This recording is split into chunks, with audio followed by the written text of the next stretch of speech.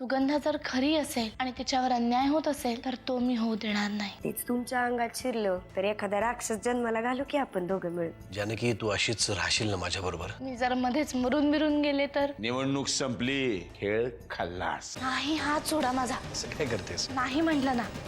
नाही, मला जाऊ देत, मला काम आहे. ऐक तर खरं. नाही.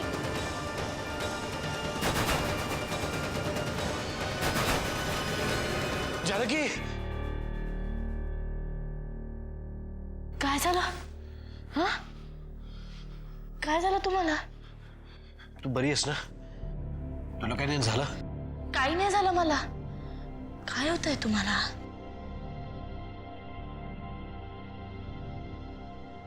तू विचित्र काहीतरी बोलतेस आणि मग घाणेरडी स्वप्न पडतात मला. म्हणजे मला काही जानकी पुन्हा तसंच काहीतरी अभद्र बोलणार आहेस का? चुकलं माझं. नाही बोलणार यापुढे असं, खरंच. जानकी जर तू माझ्यापासून लांब गेलीस ना तर जगू शकणार नाही मी. माझी शक्ती असतो.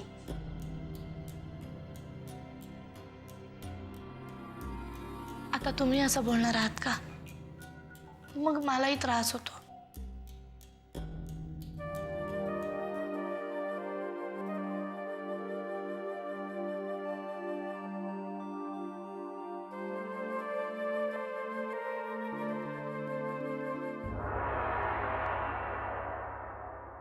मायला 5 पैशाचा फायदा नाही इथं राहून. कशाला राहायचं हे? का रे बाबा, कुठं निघाला बॅगा बिगा भरून? जाईन कुठं बी. हा, कलेचा उपासक आहे मी. जिथं माझी कला फुलणार तिथंच मी राहणार. बाजाजी, तुला एकदा सांगून कळत नाही? मी जा असं म्हणेपर्यंत हिथंच राहायचं असं सांगितलंय ना तुला? सुगंधे, मी हाडाचा कलाकार आहे, हाडाचा. मायला सिनेमात काम मिळेल म्हणून इथं आलो. हे कट कारस्थान ही काय माझी कामं नाहीत. मायला पिक्चरचा हिरो नाही झालो म्हणून काय झालं? गावच्या नाटकात आज बी आपल्या एंट्रीला टाळ्या वाजतात, टाळ्या. नुसत्या टाळ्या वाजून पोट भरत नाही बाजाजी. पैसे लागतात जायला यायला सुद्धा, आणि ते फक्त मी देऊ शकते तुला. कशाला उगाच स्वप्न बघतीस आणि का मला तरी दाखवतीस? तुला या घरामध्ये आता काडीची बी किंमत नाही, काडीची. एकदा का निवडणुकीचा निकाल लागला की तुझा बी निकाल लागलाच म्हणून समज. तू माझी मदत करतोयस का घाबरवतोयस मला? सत्य परिस्थिती सांगतोय. वेळीच भानावर ये सुगंधे. तूच मला बोलली होतीस ना की ती अहिल्या तुला कोर्टात खेचणार म्हणून. ती वेळ आता आली आहे. पण मग काय करायचं आता? मी सांगेन ते. हे बघ सुगंधा, आपण दोघं बी इथून निघून जाऊ. इज्जत बी वाचल. इथं राहिलो तर आपलं वाटोळं झालंच म्हणून समज. बघ, मी माझी बॅग भरतोय, तुझी भरू का? हा,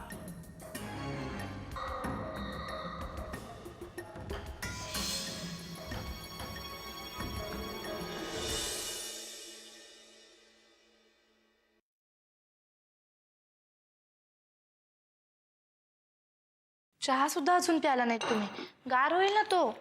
बास आता पेपर वाचणं. पहिल्यांदा खाऊन घ्या.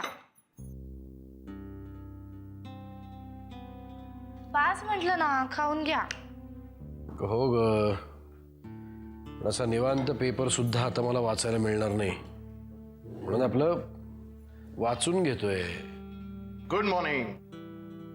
अरे वा, निवांत पेपर वाचतोयस तू? तुला काही टेन्शन आलं नाही रे अजून? मतमोजणी तिकडे चालू आहे.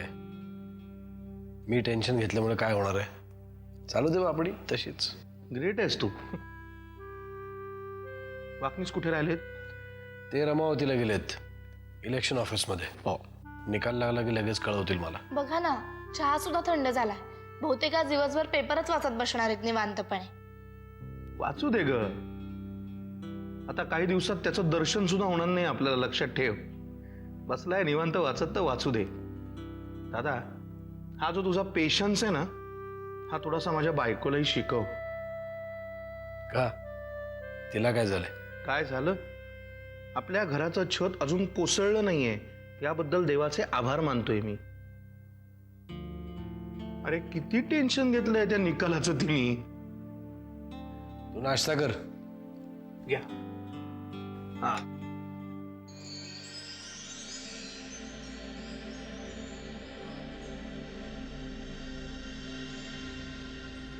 अहिल्याताई, काय काय तुला एकदा सांगून कळत नाही?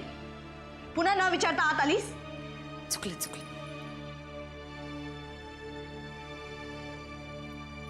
अहिल्याताई, आत येऊ का? नाही, जशी आलीयस तशी चालती हो इथून.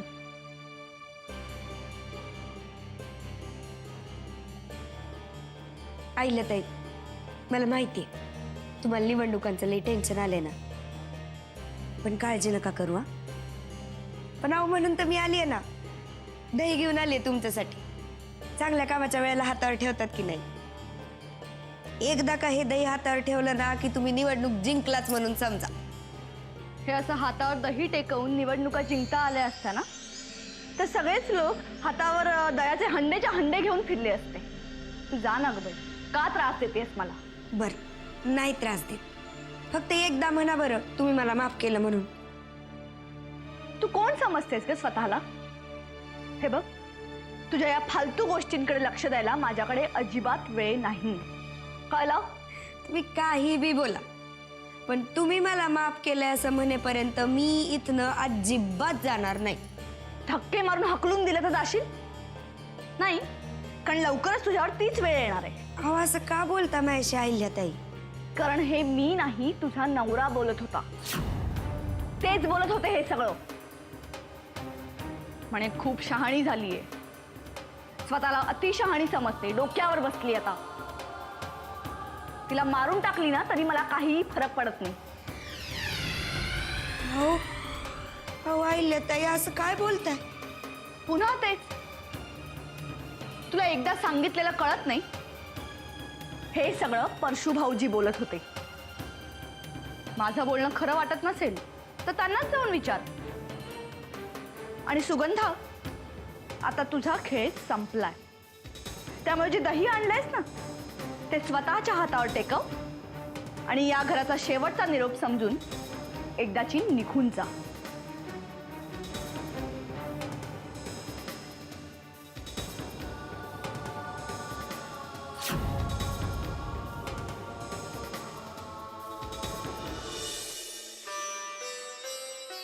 परमेश्वरा, आजपर्यंत तुझ्याच कृपेने हे घर चाललंय.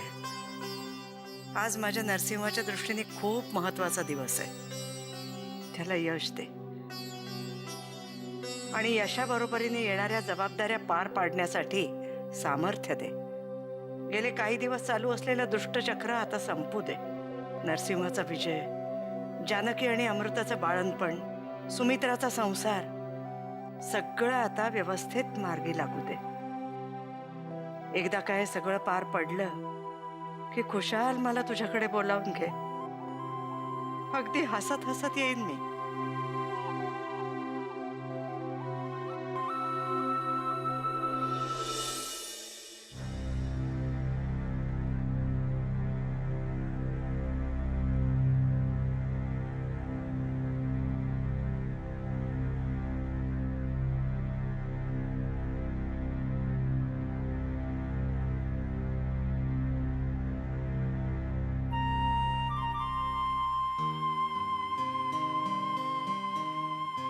काय पाहतेस? काही नाही. खरं सांग, कसला विचार करतेस? नाही, नको, तुम्ही हसाल मला. आता हसीन का मी तुला? सांग, काय झालंय? मला तुमचं आश्चर्य वाटतं. माझ्यात आश्चर्य वाटण्यासारखं काय आहे? तुम्ही एवढे कसे शांत राहू शकता? तुम्हाला टेन्शन नाही आलं? नाही. मला खूप आलंय. बघा, हसलात ना म्हणून सांगत नव्हते. मग काय करू? तू बोलतेसच असं की हसू येतं. अगं, टेन्शन घ्यायचं काय कारण आहे? इतका छान प्रतिसाद मिळालाय. सगळे तरुण मतदार सुद्धा बाहेर पडले आहेत. मग एवढं सगळं चांगलं होत असताना टेन्शन का घ्यायचं? एवढी मोठी बातमी ऐकायची कशी असंच टेन्शन आलंय मला. बोला वागणेस, काय लागला निकाल?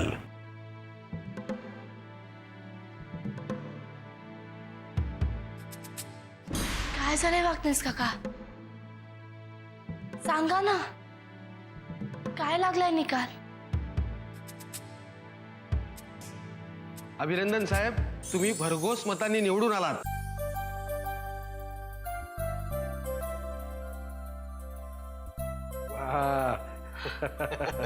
अभिनंदन.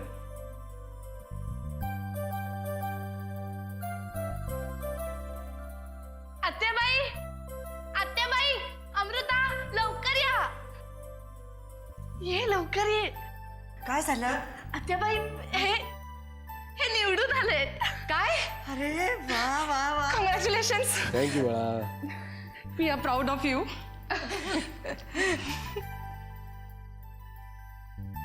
आतेबाई नमस्कार करतो. असाच मोठा हो, असाच यशस्वी हो, सगळ्यांच्या अपेक्षांना पुरा पड.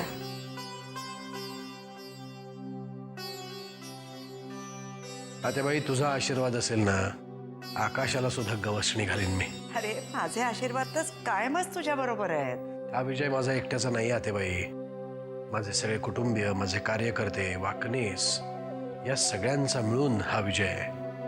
तुम्हा सगळ्यांचे खरंच खूप आभार. आमचे कसले आभार? आभार मानायचे झाले ना, तर आम्हाला जानकीचे मानायचे, कारण तिच्यामुळेच आजचा हा दिवस आम्हाला बघायला मिळतोय. तुम्ही बरे व्हावेत म्हणून तिने जी मेहनत घेतली आहे ना, आज त्याचंच फळ मिळतंय आपल्याला.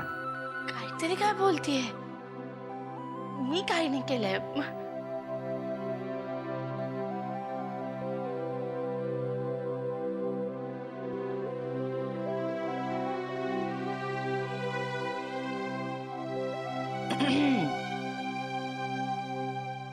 चला, बाबांना फोन यायच्या आत आपण त्यांचं औक्षण करून घेऊया. हो हो, कारण आता बातमी टीव्हीवर दाखवायला सुरुवात करतील. वाकणीस आपल्या सहकार्यांचं काय झालं? हो साहेब, ते सांगायचं राहूनच गेलं. कदाचित राज्याच्या इतिहासामध्ये ही पहिल्यांदाच घटना घडली असेल की पोट निवडणुकीला उभे असलेले सर्वच्या सर्व अपक्ष उमेदवार निवडून आलेत.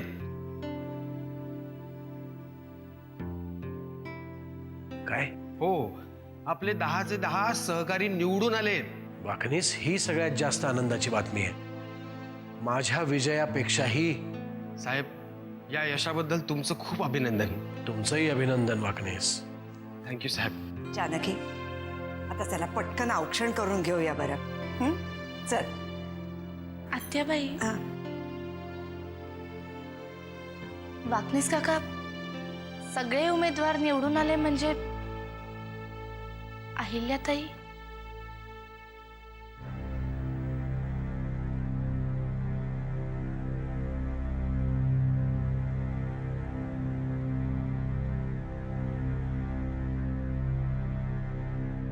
यंदाच्या या पोटनिवडणुकांत अभूतपूर्व यश संपादन करणाऱ्या श्री नरसिंहराव किल्लेदार यांना यश आलं आहे. उग्रवाद्यांच्या तावडीतून सुटून आल्यापासूनच त्यांच्या विजयाचे वारे वाहायला सुरुवात झाली होती. असं म्हटलं तर ते काही वावगं ठरणार नाही. सगळेजण त्यांच्या पुढील राजकीय कारकिर्दीसाठी उत्सुक होते आणि या उत्सुकतेचाच निकाल ज्याने त्याने दिलाय हे स्पष्ट झालंय. परंतु त्यांच्या या ग्रँड सक्सेसच्या दुसऱ्या बाजूला आहेत श्रीमती अहिल्या किल्लेदार, नरसिंहराव किल्लेदार यांच्या वहिनी, ज्या श्रीराम पाटीलांच्या विरोधात निवडणूक लढवत होत्या आणि त्यांचा मात्र या निवडणुकीत सणकून पराभव झालाय. ही कोणाची आणि कोणती राजकीय खेळी होती हे उघड झालं नसलं तरी त्यांच्या या पराभवामुळे त्यांचं डिपॉझिट जप्त होण्याची नामुष्की त्यांच्यावर उडवली आहे हे मात्र निश्चित.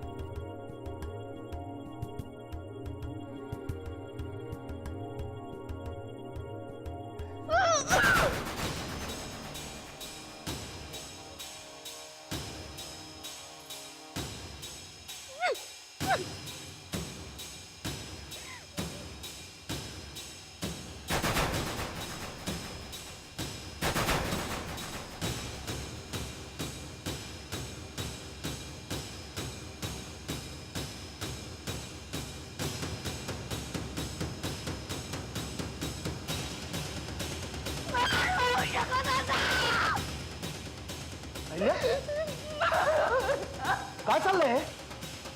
काय चाललंय? तुम्ही मध्ये मध्ये बोलू नका. माझं डोकं ठिकाणावर नाहीये, कळलं? आईल्या शांत हो. मुद्दाम तुम्ही सगळे माझ्याशी असं वागताय. आणि भाऊजी ते तर एक नंबरचे विश्वासघातकी आहेत. काय बोलतेस तू? काय तेच बोलते मी. भाऊजींनी आधीच ठरवलं होतं की माझा अपमान करायचा, म्हणून हे एवढं नाटक रचलं. मी वेड्यासारखी फसले. तुला कोणीही फसवलेलं नाहीये.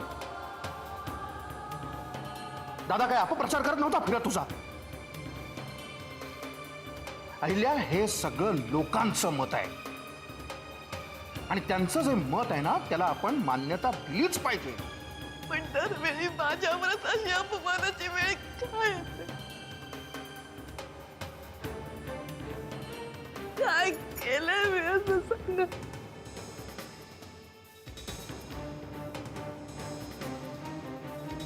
याचा विचार तूच कर अहिल्या. मला जर निवडणुकीचं तिकीट मिळालं नाही तर मी मीडियात जाईन. मी सगळं खरं लोकांना सांगेन. हे कोणी सांगितलं दादाला? विचार स्वतःला. अहिल्या, माणूस भित्रा असतो, देव नाही. ज्याच्या त्याच्या कर्माचं फळ तो त्याला देतोच. आणि आज हे जे काही झालंय ना, हे सगळं तुझ्याच कर्माचं फळ आहे.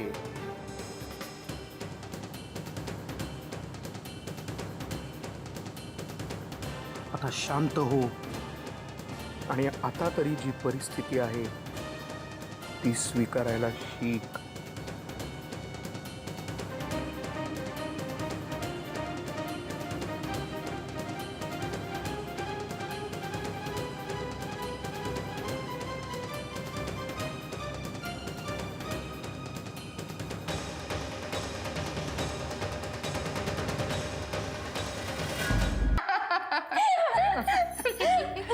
ए, आज ना आपण जंगी पार्टी करायची का? मला तर नाचावंसं वाटतंय. ए बाई, नाचू बिचू नकोस हं? अगं खरंच नाही नाचणार आहे काही. मला असं वाटतं असं म्हटलं मी. सांग ना, करायची पार्टी? काय हवं ते करा. जागरण करा, पार्ट्या करा, गोंधळ घाला, सत्यनारायणाची पूजा करायची असली तर तीही करा. आज अगदी सगळी मोकळी काय तुम्हाला. बस. पण आत्याजी, हे सगळं आपल्याला जानकीमुळे बघायला मिळतंय. आपण खरंच तिला थँक्स म्हटलं पाहिजे. मग गुणाची सून आहे ती माझी. आता उगीच मला हरभऱ्याच्या झाडावर चढवू नका. मी काही नाही केलं. नाही, पण मला खरंच असं वाटतं की आपण तिला काहीतरी गिफ्ट दिलं पाहिजे. सांग ना जानकी, काय हवंय तुला? हा, मला काही नकोय. मला जे जे काही हवंय ना ते मला मिळालंय, ह्यांच्या रूपाने, तुमच्या सगळ्यांच्या रूपाने.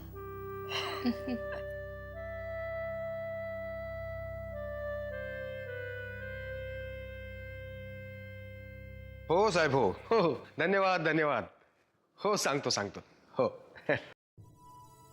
परदेशी साहेबांचा फोन होता. अभिनंदन सांगितलंय. दादा, दादा, अभिनंदन. धन्यवाद वामन. तुला असंच भरघोस यश मिळत राहो. तुझं नाव म्हणजे राजकारणातला मानदंड ठरव. हे यश माझं एकट्याचं नाहीये वामन. यामध्ये तुम्ही सगळे सुद्धा मानकरी आहात. अरे नाही रे. बरं, अहिल्या कशी आहे? चिडली आहे, पण होईल शांत हळूहळू. लक्ष ठेव तिच्यावर. तिच्या मनात नसते गैरसमज निर्माण होणार नाहीत ना, याची काळजी घे. तू आता या सगळ्याकडे लक्ष देऊ नकोस. अरे तुझ्या पुढे अजून बरीच कामं आहेत. हे जे घरातले प्रॉब्लेम्स आहेत ना, पाहू आम्ही आमचंही. वाकनीस, तुमचंही अभिनंदन. धन्यवाद साहेब. मग निवडणुकीची सगळी कामगिरी तर यशस्वीपणे पार पडलेली आहे. आता पुढे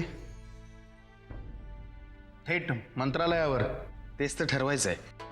साहेब आणि त्यांच्या विजयी सहकाऱ्यांची पुढची स्ट्रॅटेजी काय असेल हे नक्की करण्यासाठीच इथे मीटिंग बोलवली आहे. बर सगळे निघालेच असतील. बाकी आता सगळं साहेबांवर आहे.